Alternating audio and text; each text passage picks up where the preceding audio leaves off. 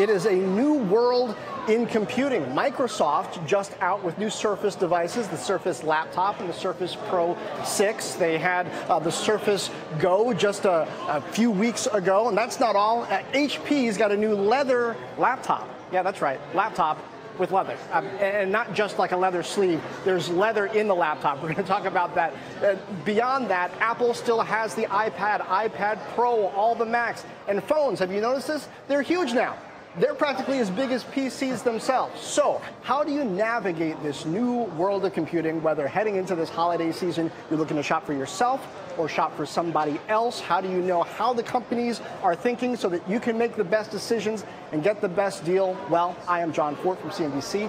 This is Fortt Knox, Rich Ideas and Powerful People. And today I've got Pat Moorhead of More Insights and Strategies, a guy who I've known for a long time. It's been about 10 years, Pat. It's been a while. You know, a couple name changes and companies we both worked for, but here we are in New York. Yeah, I met you. You were working for AMD. That's right. Deep in the chip game, and then you went and became an analyst because you were deep in the chip game and you understand the guts of this computing. We are here at the Microsoft store, 5th Avenue in Manhattan, where we got some new devices. Microsoft was kind enough to let us pick out some of these. So, Pat, I want us to go through why people would want these, why they might want something else, and kind of how you choose what the right thing is for you, whether it's for play, for work these days. First off, with this new Microsoft stuff, are you impressed, and what does it say about where we are in this age of computing? Yeah, so I think first and foremost, these were good products to start off with. And what Microsoft did yesterday is they took them to the next level by giving them the latest guts Intel 8th core processors.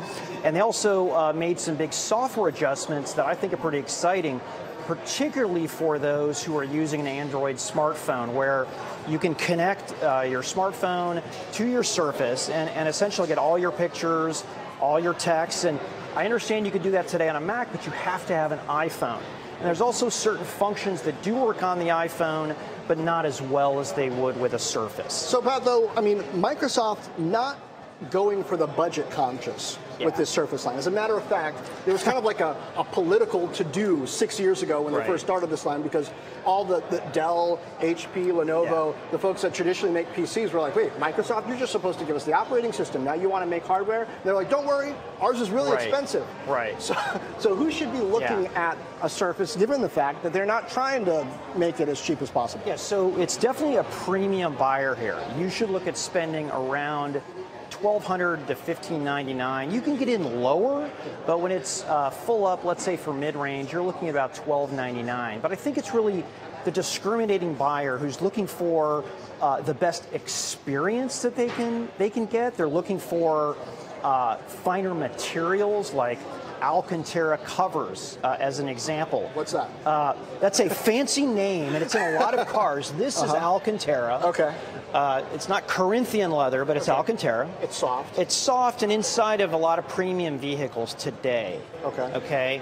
On the dashboard type here? Where is it? Actually, on the seats. On the seats, okay. Yeah. I don't have a premium vehicle in that category, so well, I have leather, so. Yeah, I got leather, but I'm told that in high-end sports cars, it's in there. Okay, yeah. All right. So initially, I was iffy on this because I was wondering, what if I get something on my hands, but I've used one of these for over a year, and I am not getting smudges on my keyboard.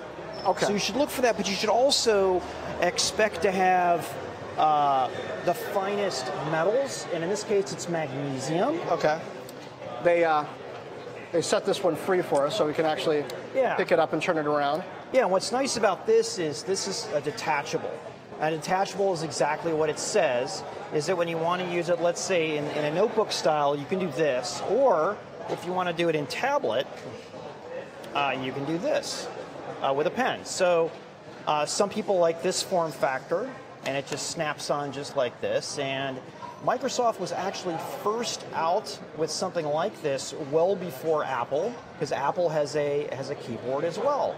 But I would say that if you are looking for optimization with the keyboard, if you're looking for an optimization with a keyboard, you should probably go with the Surface.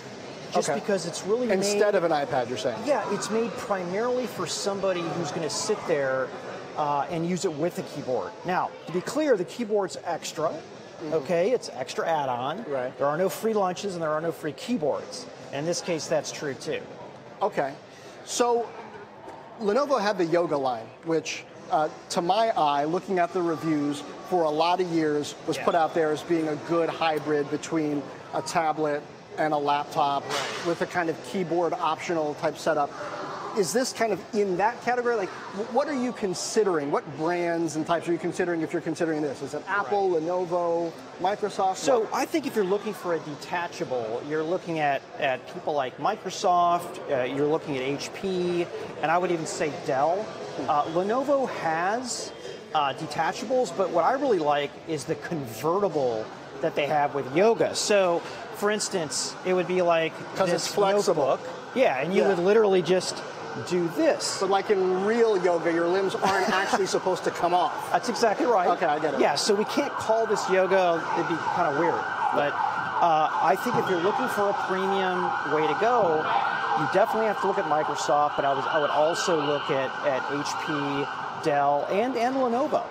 But you have to look for something $1,000 and above. And I think when you're trying to make a decision on the form factor, you really have to think about what are you looking for primarily. If you think that you're never going to detach this and use it as a tablet, you're probably better off for something more traditional like this, because detachables do take this keyboard is better. Now this is a good keyboard, but this keyboard is a lot better. Okay, and this doesn't attach. That's exactly If this right. detaches, you've got a problem. Right. Right. This one's a little bit more, at least the base price. This one Right. starts at $900. This one starts at $1,000. That's right. Now, the other thing that you can do, let's say you're watching movies and you're on an airplane and you just want to put this really, really close to you because you don't have room for a keyboard. And these are ways that people can use these detachables without having to use a pen.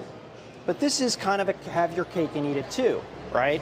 Where if you want a tablet, you have it. If you want a laptop, you have it as well. So tell me about how you decide between these two and which you need. Is it a case where if you're in the market for that, you know already? Like if you're asking, then forget it. You don't need that? I really think you should be asking for this and you want to have tablet functionality. You might also be a sketch artist or somebody who already uses a pen in their work, because you can actually take this unit, fire up OneNote, and take notes with the pen, which is pretty cool. But I think if you're not absolutely looking for that type of tablet experience, I think that this is a better choice to go.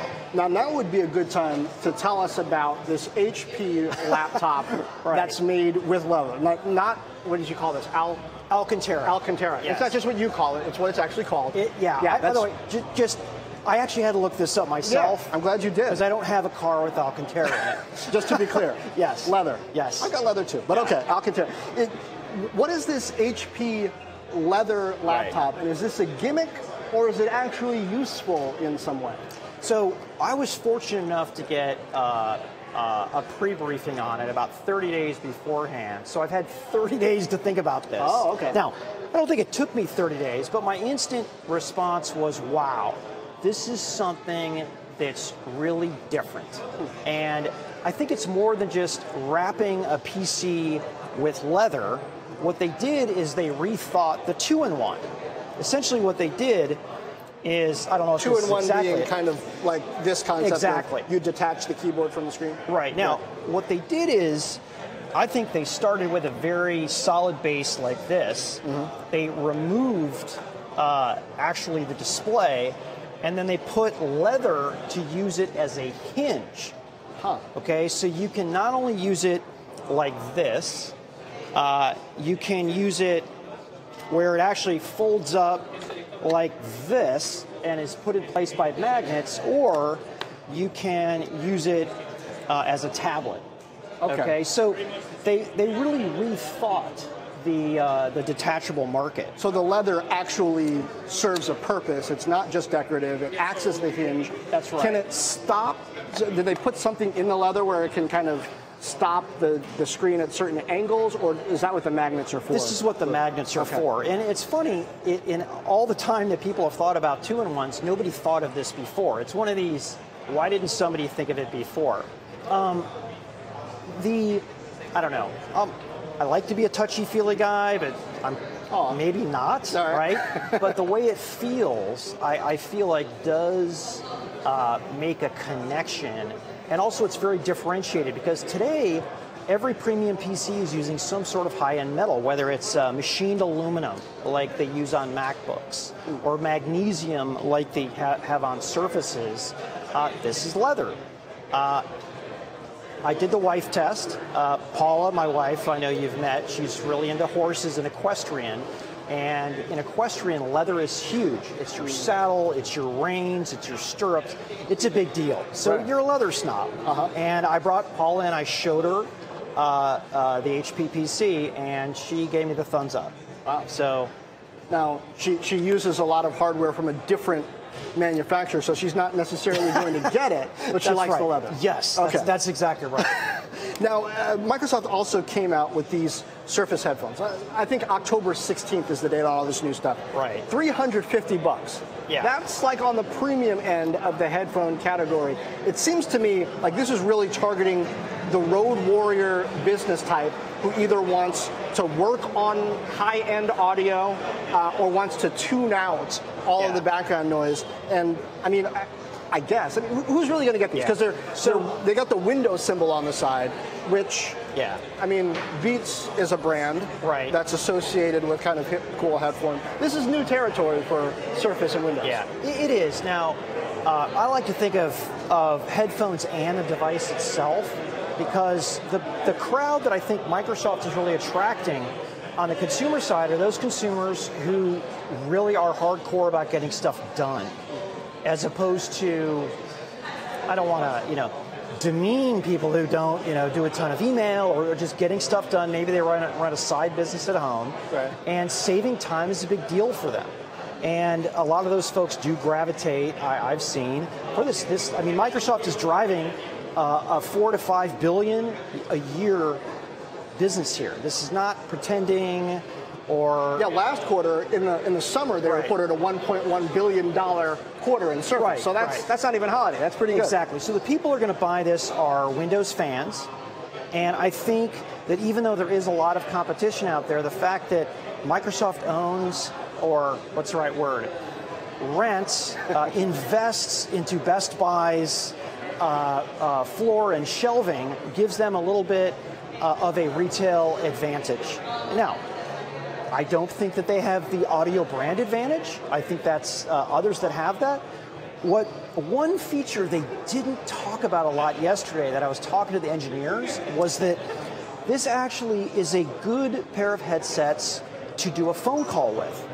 Because my complaint was, wait a second, I have to work in a WeWork around 1 day a week. I'm in the bullpen, I'm trying to make phone calls. And apparently, the way they explained it to me, it puts a circle of silence around it to be able to drown out other voices than your own when you're doing a phone call or a Skype call. And I think that is exactly the direction. Not as sexy as what music you're going to play. The other thing I was struck at is these headphones are for email. It's not exactly... or Cortana, or no, but they do sound great. But listen, I am not an audiophile, but what I do know is that I've tried almost every pair of high-end headphones. These feel really good. Oh. Yeah, so that matters. Okay, I didn't actually put them on. We had YUSUF MEHDI on Squawk Alley earlier, actually talking about the business and concept behind it. But while I try these on, let's hear what YUSUF had to say about this. We've been growing the Surface business fantastically, and one big thing we've heard from our customers is how do you make it easy to get into the best of Microsoft? So Surface All Access is one way to say, hey, I don't have to worry about what to get. I get one fee regular month. I don't have to put money down, and I can get all Office 365, backup and storage, the great new hardware. If you want to add accessories, you can do that. We make that simple. PC market has been declared dead many times. It seems even Intel was caught by surprise here. There have been some chip shortages. They say, as of a few days ago, that they're going to be able to meet their full-year revenue targets, but there are still some concerns about shortages. What are you seeing as far as why people are sticking with the PC, and what do you think they're going to want this holiday season? Kind of where are you placing your biggest bet segment-wise? Yeah, well, to your point, in spite of all those proclamations, 250 million PCs will ship next year. And we're making a bet that this is still the premier device that you use to be productive, to create, to collaborate. We're making our bets on the high end of the market. That's why you see these beautiful Surface Pro 6 and Surface Laptop 2. To go after that, we bring in pen, ink, AI, and provide you just some incredible functionality. People want those. These are comfy. You're right. You heard YUSUF MEHDI there talking about Surface All Access, which is this interesting program where it's kind of like an interest-free loan. Right. They will bundle together the cost of this and that, if you want, and Office 365, which is their cloud offering with Word, Excel, PowerPoint, a terabyte of storage for you and your family, et cetera, and spread it out over 24 months. And they're working with Dell Financing to do it, which is interesting. Yes, very. Good job, Michael, I suppose. Is this kind of a new trend for the consumer? Businesses have been doing this for a while. Apple has offered financing, for example, since pretty much the Apple Store has been around. Right. But more and more, between the iPhone upgrade program and now Surface All Access, we're seeing this consumer take on it. Yeah, so John, what I like about this, which hasn't been done a lot, is they're leading the consumer with this. And I'll find it interesting to see how Microsoft does this, because you can walk into any Best Buy today and they'll have a monthly payment that you could do it. But I think there's something about this that when it comes directly from the manufacturer, there is some confidence there, okay? Yeah. But what I like about this too, well, part of it too is, for me, in the consumer world, that you can split this payment over 24 months sounds a bit like a mattress come on. Like, like there's some hidden interest rate fee in there, and it's like, oh, are you implying I can't afford to pay for this up front?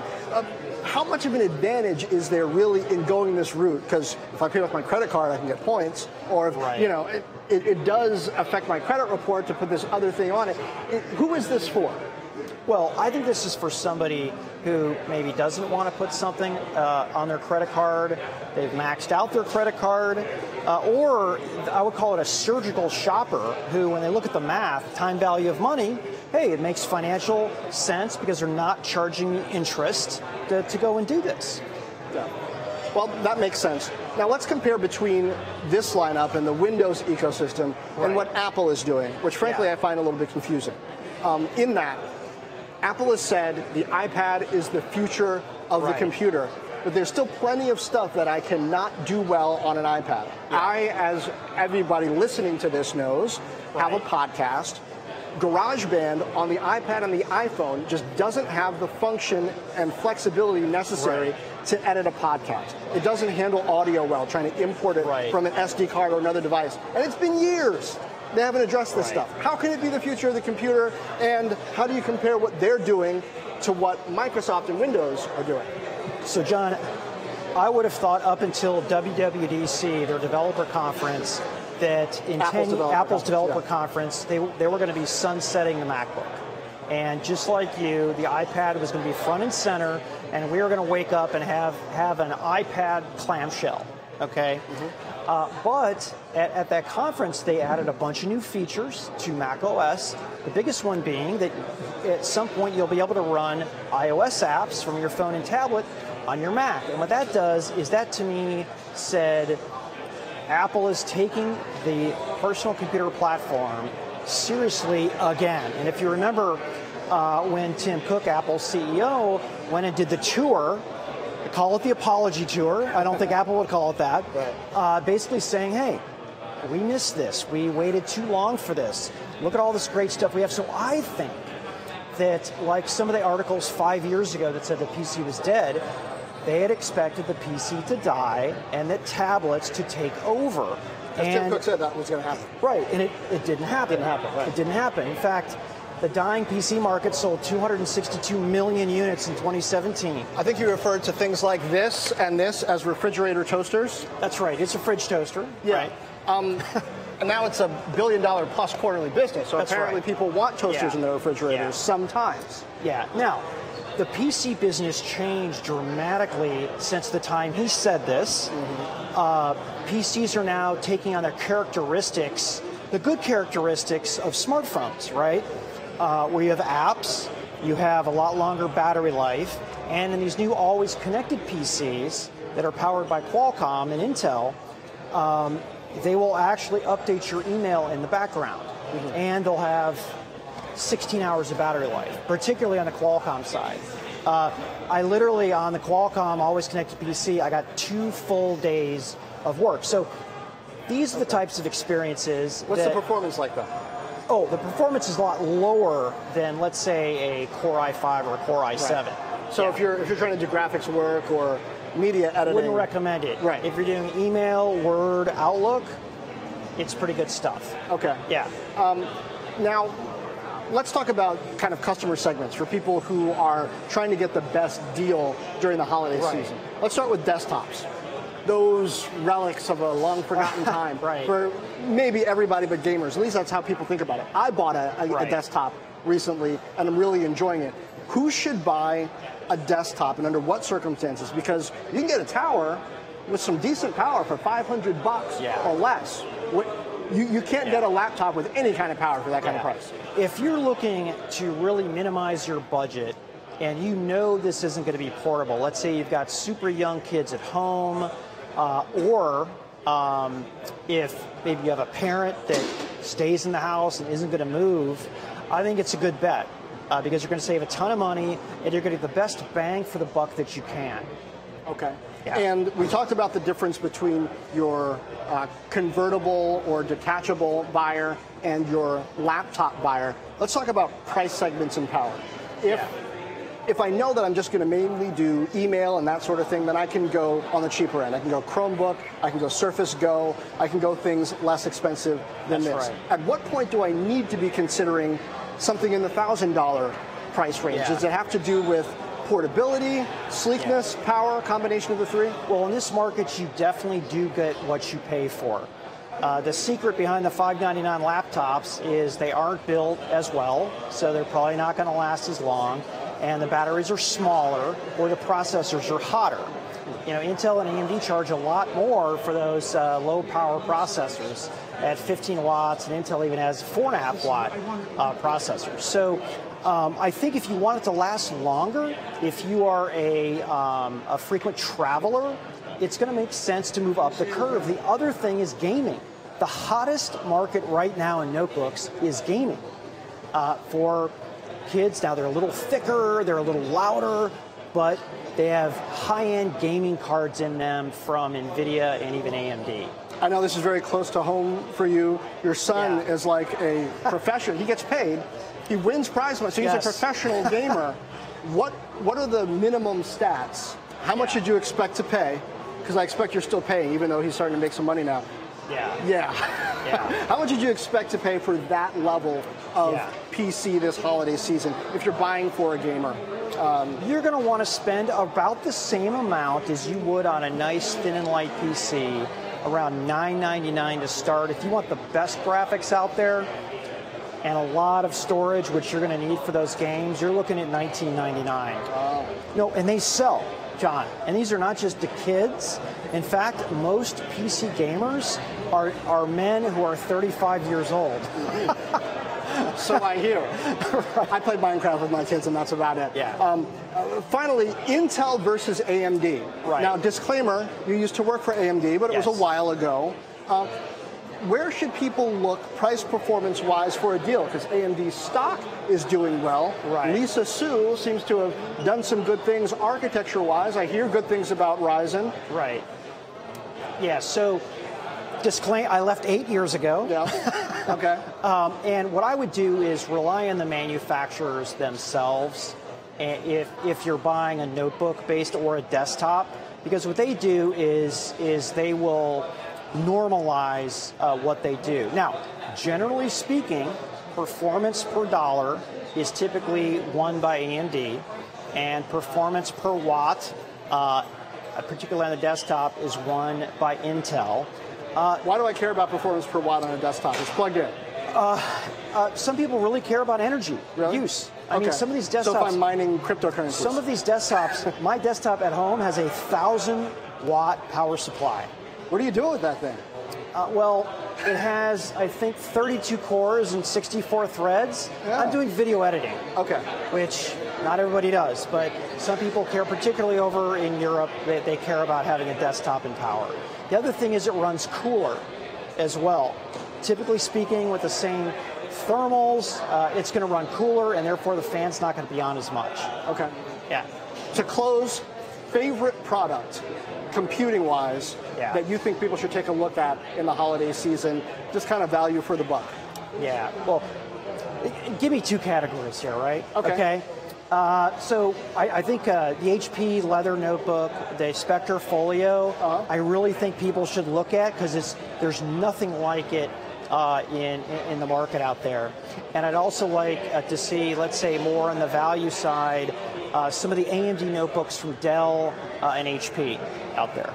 Okay. Yeah. Well, fantastic specifics. So I love having Pat Moorhead. He knows his stuff backward and forward. Pat, thanks for being here. Thanks for having me. Yeah, it's fun. We're here at the Microsoft store in Midtown. And this has been Fortt Knox. Rich ideas, powerful people. You're joining us live here in New York. We'll see you next time.